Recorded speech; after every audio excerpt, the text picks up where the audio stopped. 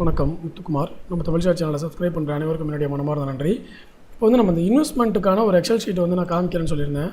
அதை பார்த்திங்கன்னா அதோட சாம்பிள் மாடல் என்ன அப்படின்னா, இதுதான் அதோடைய சாம்பிள், இன்வெஸ்ட்மெண்ட்டுடைய சாம்பிள். இது வந்து எனக்கு தெரிஞ்ச வரைக்கும் வந்து நான் பண்ணிகிட்ருக்கிறது.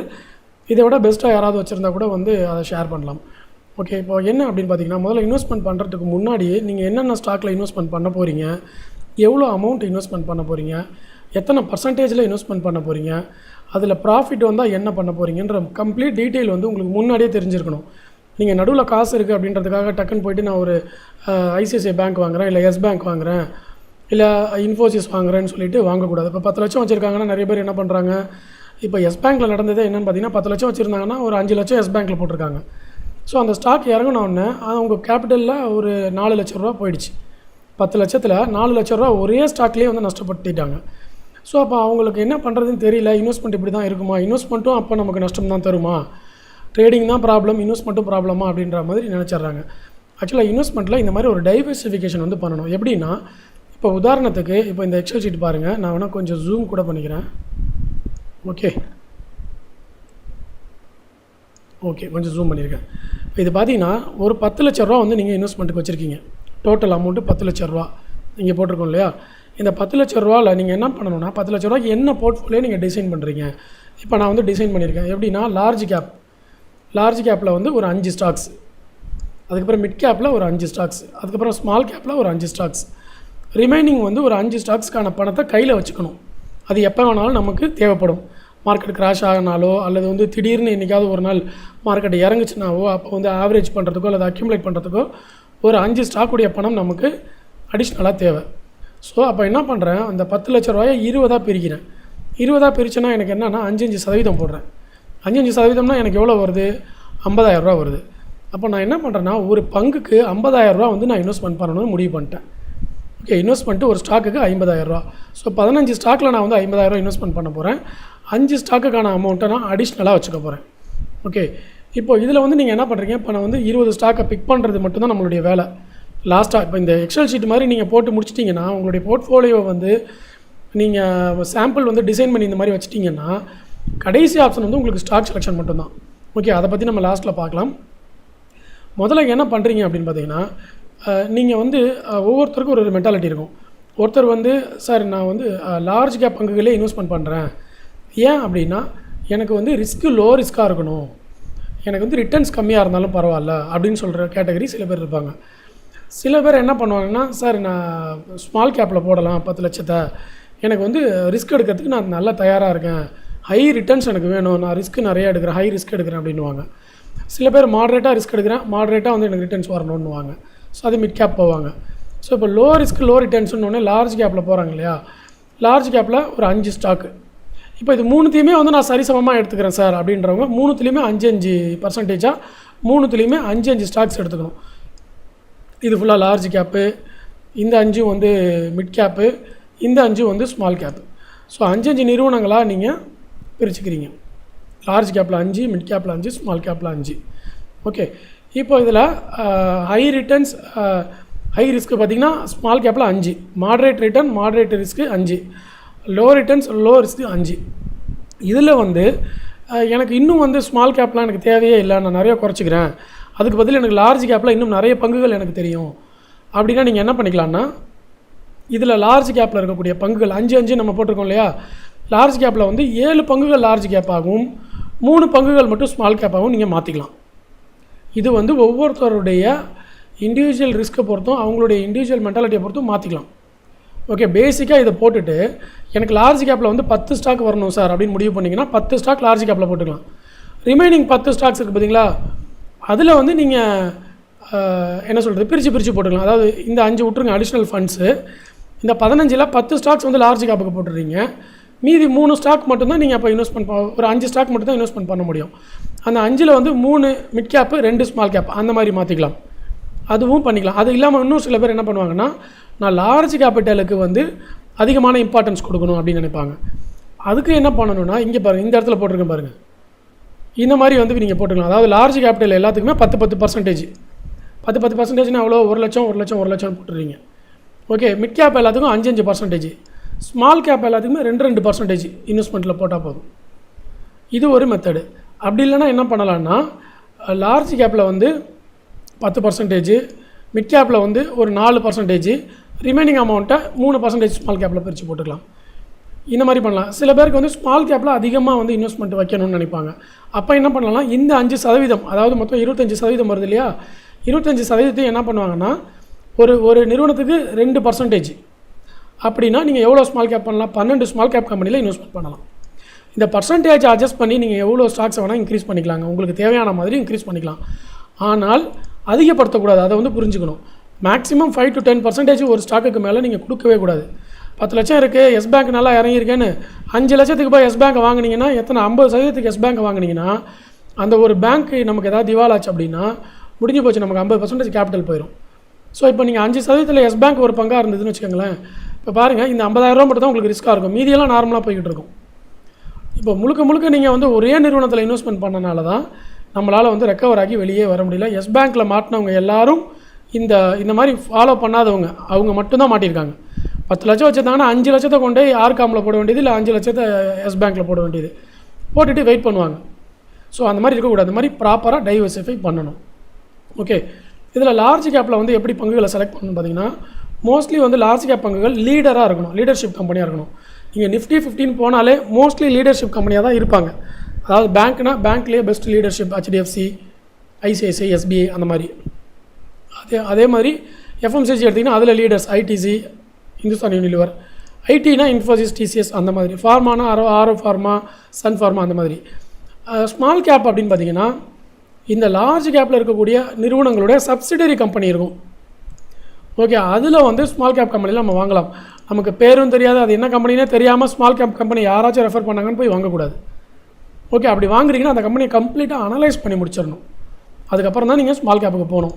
மோஸ்ட்லி ஸ்மால் கேப் எப்படி தேர்ந்தெடுக்கிறீங்கன்னா, லார்ஜ் கேப்பில் இருக்கக்கூடிய நிறுவனங்களுடைய சப்சிடரி கம்பெனியாகவோ, அல்லது அதனுடைய பார்ட்னர்ஷிப் கம்பெனியாகவோ, அல்லது அதோட குரூப் ஆஃப் கம்பெனியாகவோ இருக்கணும்.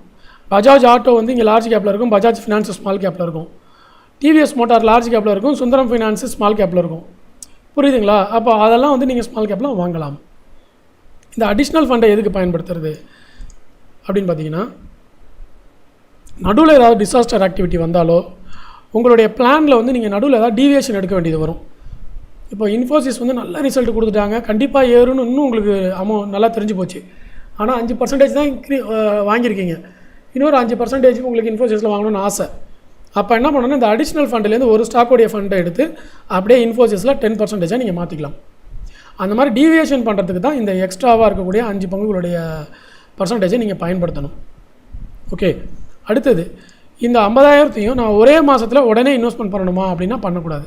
முதல்ல வந்து நீங்கள் என்ன பண்ணணும்னா, ஃபஸ்ட்டு குவார்ட்டரில் 10,000 இன்வெஸ்ட்மெண்ட் பண்ணணும், 1% மட்டும் இன்வெஸ்ட்மெண்ட் பண்ணணும். அந்த 50,000 3ஆக பிரிச்சுக்கணும். 1% இன்வெஸ்ட்மெண்ட் பண்ணிங்கன்னா தான் நீங்கள் அந்த ஸ்டாக்கை வாட்ச் பண்ணுறதுக்கு முதல்ல லைனில் வருவீங்க. ஓகே, நிறைய பேர் என்ன பண்ணுவாங்கன்னா வெறும் 10 ஸ்டாக் வாங்கிடுவாங்க, அதுக்கப்புறம் தான் அந்த ஸ்டாக்கே அவங்க வாட்ச் பண்ண ஆரம்பிப்பாங்க. அந்த இன்ட்ரெஸ்ட்டே அவங்களுக்கு அப்போ தான் வரும், ஏன்னா அவங்க ஹோல்டிங்கில் வச்சுருக்காங்க இல்லையா, அதனால் திறந்து பார்ப்பாங்க, அதனுடைய நியூஸ் எல்லாத்தையும் அப்டேட் பண்ணுவாங்க, அதுக்கப்புறம் தான் உங்களுக்கு ஐடியாவே வரும். அதனால தான் என்ன பண்ணுவாங்கன்னா, முதல்ல 1% மட்டும் இன்வெஸ்ட்மெண்ட் பண்ணணும், அதுக்கப்புறம் அடுத்த குவார்ட்டரில் 2% பண்ணணும், அதுக்கு அடுத்த குவார்ட்டரில் 2% பண்ணுவாங்க. சில பேர் இதை வந்து 2ஆக பிரிச்சுக்குவாங்க, ஃபஸ்ட்டு 2.5 அடுத்து 2.5 அந்த மாதிரி பண்ணுவாங்க. சில பேர் 1% வந்து 5 குவார்ட்டர்லி பண்ணுவாங்க. இன்னும் சில பேர் என்ன பண்ணுவாங்கன்னா 5 மாதமாக பிரிச்சுக்குவாங்க, ஒவ்வொரு மந்த்து 1%, 5 மாதம் இன்வெஸ்ட்மெண்ட் பண்ணுவாங்க. இந்த மாதிரி நீங்கள் சிஸ்டம், ஏன்னா அதுக்கு டைம் கொடுக்கணும். நீங்கள் ஒரு ஸ்டாக்குனா அதனுடைய வாலட்டிலிட்டிக்கு வந்து டைம் கொடுக்கணும், ஏறும் ஏறும் மாறி நடக்கும், ஒரே ஷார்ட்டில் போய் பை பண்ணக்கூடாது. ஸோ இது எல்லாமே 1 இயரில் நீங்கள் வந்து கம்ப்ளீட் பண்ணி முடிச்சிடலாம், சிஸ்டமேட்டிக்காக இன்வெஸ்ட்மெண்ட் பண்ணும்போது 10 லட்ச ரூபாயை. அதுக்கப்புறம் நீங்கள் பொறுத்திருந்து பார்க்கணும். இப்போது இன்னும் சில பேர் வந்து என்ன பண்ணுறாங்கன்னா, இந்த 15 ஸ்டாக்ஸையும் பர்ஃபெக்டாக இன்வெஸ்ட்மெண்ட் பண்ணி முடிச்சுட்டு இந்த அடிஷ்னல் ஃபண்டை வந்து என்ன பண்ணுவாங்கன்னா, ETF, மியூச்சுவல் ஃபண்டு அந்த மாதிரி இதுக்கு வந்து பிரித்து போட்டுருவாங்க. ஒரு அந்த மாதம் 50,000 வந்து ETFல போடுவாங்க, 2 50,000, ஒரு 3 50,000 வந்து மியூச்சுவல் ஃபண்டில் போடுவாங்க, ஒன்று வந்து கோல்டு ETFல போடுவாங்க. அந்த மாதிரி பிரித்து போட்டுருவாங்க.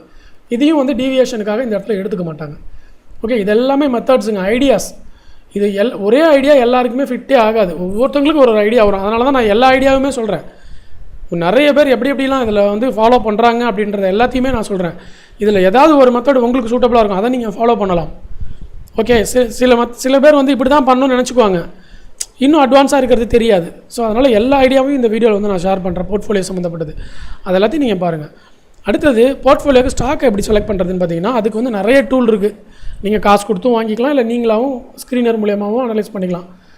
ஓகே, அதில் வந்து ரெகுலராக டிவிடெண்ட் கொடுக்குற கம்பெனியாக இருக்கணும்.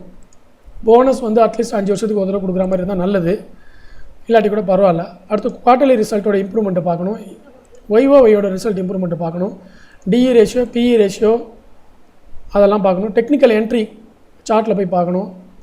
மந்த்லியில் பிரேக் அவுட் நடக்குதான்னு பார்த்தீங்கன்னா நல்லாயிருக்கும். 2 மந்த்து பிரேக் அவுட் நடந்துச்சுன்னா நல்லாயிருக்கும். பிஸ்னஸ் மாடல், நல்ல பிஸ்னஸ் மாடல் கம்பெனியாக இருக்கணும், நல்ல பிஸ்னஸ் இருக்கக்கூடிய நிறுவனமாக இருக்கணும். ஓகே, இது ஒரு மெத்தடு. அடுத்தது, நான் ரிட்டையர் ஆகிட்டேன், என்கிட்ட 10 லட்ச ரூபா பணம் இருக்குது, இனிமேல் என்கிட்ட பணமே கிடையாது, இந்த 10 லட்சத்தை வச்சு நான் வந்து சம்பாதிக்கணும், என்ன பண்ணுறது அப்படின்றவங்க, ரிட்டையர் ஆனவங்களுக்கு மட்டும். ரிட்டையர் ஆனவங்களுக்கு ஒரு 10 லட்ச ரூபா கிடைக்குதுன்னு வச்சுக்கோங்களேன். கண்டிப்பாக அவங்க வந்து என்ன பண்ணக்கூடாதுன்னா, அதை பங்குச்சந்தையில் போடவே கூடாது. பங்குச்சந்தை வந்து அபாயமிக்க இடம், ஏற்ற இறக்கம் நிறைந்த ஒரு பிஸ்னஸ், வாலட்டிலிட்டி அதிகமாக இருக்கும். டக்குன்னு 10 லட்சம் வந்து 5 லட்சமாக மாறிடும். நம்ம 50 வருஷம் வேலை பார்த்து சம்பாரித்த காசு ஒரு 6 மாதத்தில் வீண் பண்ணிவிடுவோம், காணாமல் போன மாதிரி ஆகிடும். அதனால் கேபிட்டலில் கையே வைக்கக்கூடாது. அப்படியே 10 லட்சத்தை கொண்டு போய் எஃப்டியில் போட்டிங்கன்னா மினிமம் உங்களுக்கு மாதம் 6000 ரூபா இன்ட்ரெஸ்ட் கிடைக்கும். அந்த 6000 ரூபாயை நீங்கள் மாதம் 3 நிறுவனங்களில் 2000 2000 2000 நீங்கள் இன்வெஸ்ட்மெண்ட் பண்ணலாம். புரியுதுங்களா? 2000 2000 2000 3 நிறுவனங்களில் இன்வெஸ்ட்மெண்ட் பண்ணலாம். அதுவும் வந்து 3 ஈக்விட்டியாக இருக்கணும்னு அவசியம் கிடையாது. ஓகே, ஒன்று வந்து நிஃப்டி பீஸாக இருக்கலாம், ஒன்று வந்து இடிஎஃபாக இருக்கலாம், ஒன்று வந்து ஏதாவது பங்குகளாக இருக்கலாம். அந்த மாதிரி பிரித்து பொறுமையாக நீங்கள் இன்வெஸ்ட்மெண்ட் பண்ணணும். ரிட்டையர்மெண்ட் பணத்தை மட்டும் தயவுசெய்து பங்கு சந்தையில் முழுசாக கொண்டே வரக்கூடாது. அது வந்து 100% சேஃப்டி கிடையாது. ஏன்னா நீங்கள் தப்பு நடக்காது, அது வேறு. தப்பு நடந்துருச்சுன்னு வச்சுக்கோங்களேன், அதுக்கப்புறம் நமக்கு வயசாகி போனதுக்கப்புறம் நீங்கள் திருப்பியும் போய் வேலைலாம் பார்த்து பணம் சம்பாதிக்க முடியாது. ஒரு 30 வயசில் இருக்கிற ஒரு ரிஸ்க் எடுக்கிறாருன்னா அவர் இன்னும் வயசு இருக்குது, சம்பாரிச்சிடலாம். பட் ரிட்டையர்மெண்ட் பணத்தை மட்டும் தயவு செய்து எஃப்டியில் போட்டுட்டு நிரந்தர வருமானத்தில் தான் நீங்கள் வந்து கான்சன்ட்ரேட் பண்ணணும். அந்த நிரந்தர வருமானத்தில் வரக்கூடிய அமௌண்ட்டை எடுத்து வேணால் நீங்கள் வந்து சிஸ்டமேட்டிக்காக இன்வெஸ்ட்மெண்ட் பண்ணலாமே தவிர மொத்த 10 லட்சையும் இந்த மாதிரி பிரித்து இன்வெஸ்ட்மெண்ட் பண்ணவே கூடாது. இது வந்து ரிட்டையர்மெண்ட் ஆனவங்களுக்கு இது கிடையாது. ஓகே, நடுவில் பணம் சம்பாரிச்சிக்கிறவங்களுக்கு தான் இந்த மாதிரியான பங்குச்சந்தை ரிஸ்க் எல்லாமே எடுக்கணும். ஓகே, இப்போ உங்களுக்கு புரிஞ்சிருக்கும்னு நினைக்கிறேன். ஒன்று நீங்கள் இந்த மாதிரி டோட்டலாக வந்து இன்வெஸ்ட் பண்ணலாம், இல்லை இந்த மெத்தடை வந்து நீங்கள் ஃபாலோ பண்ணலாம். லார்ஜ் கேப்புக்கு 10%, மிட் கேப்புக்கு 10%, ஸ்மால். இன்னும் சில பேர் மிட்டும் ஸ்மாலும் போகவே மாட்டாங்க. எனக்கு இந்த கதையே வேணாம், கம்ப்ளீட்டாக 20 லார்ஜ் கேப் செலக்ட் பண்ணிவிட்டு 20லேயும் 5% முடிச்சுட்டு போயிடுவாங்க. ஓகே, டிவிடெண்ட் வரும், போனஸ் வரும், மார்க்கெட் ப்ரைஸும் ஏறும், அது எல்லாமே வந்து நீட்டாக பார்த்துக்குவாங்க. ஸோ இப்படி தான் ஒரு போர்ட்ஃபோலியோவை நம்ம க்ரியேட் பண்ணணும்.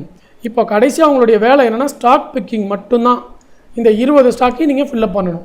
லீடர்னால் என்ன? ஆட்டோமேட்டிக்காக HDFC bank, Infosys, TCS, HCL technology, FMCGயில் ITC, ஹிந்துஸ்தான் யூனிலிவர், ஆட்டோவில் வந்து மாருதி சுசுகி, ஃபார்மாவில் சன் ஃபார்மா, இதெல்லாம் ஃபில் ஆகிடுச்சு. நம்மளை ஈஸியாகவே சொல்லிடலாம். Okay, so mid cap small கேப்பை மட்டும் கொஞ்சம் நீங்கள் ஒர்க் அவுட் பண்ணி அனலைஸ் பண்ணணும். அனலைஸ் பண்ணிட்டீங்கன்னா உங்களுக்கு ரொம்ப நீட்டாக வந்து ஒரு போர்ட்ஃபோலியோவை க்ரியேட் பண்ண முடியும். ஓகே, எனக்கு தெரிஞ்ச வரைக்கும் நான் சொல்லியிருக்கேன். அதனால் இதில் கிடைக்கிற ஐடியாவை வந்து எடுத்துக்கோங்க. நீங்களும் வந்து இண்டிவிஜுவலாக ஒர்க் பண்ணுங்கள். இந்த வீடியோவில் பயனுள்ள தகவல் இருந்தால் கண்டிப்பாக லைக் பட்டன் ப்ரெஸ் பண்ணுங்கள். தயவுசெய்து இந்த வீடியோவை வந்து நீங்கள் மற்ற வீடியோவை ஷேர் பண்ணுறீங்களோ இல்லையோ, ஒரு போர்ட்ஃபோலியோவை எப்படி க்ரியேட் பண்ணணும் அப்படின்ற வீடியோ வந்து பணம் சம்பாதிக்கக்கூடிய, வேலைக்கு போகக்கூடிய, பிஸ்னஸ் பண்ணக்கூடிய எல்லாருக்குமே இந்த வீடியோ தேவை. அதனால் தயவுசெய்து இந்த வீடியோவை எல்லாருக்கும் ஷேர் பண்ணுங்கள். ஓகே, லைக் பண்ணுங்கள், வந்து கமெண்ட் பண்ணுங்கள். இந்த வீடியோ பார்த்தினா உங்களுடைய இன்ஃபர்மேஷனையும் உங்களுடைய எக்ஸ்பீரியன்ஸையும் வந்து கமெண்ட் பண்ணுங்கள். நன்றி, வணக்கம்.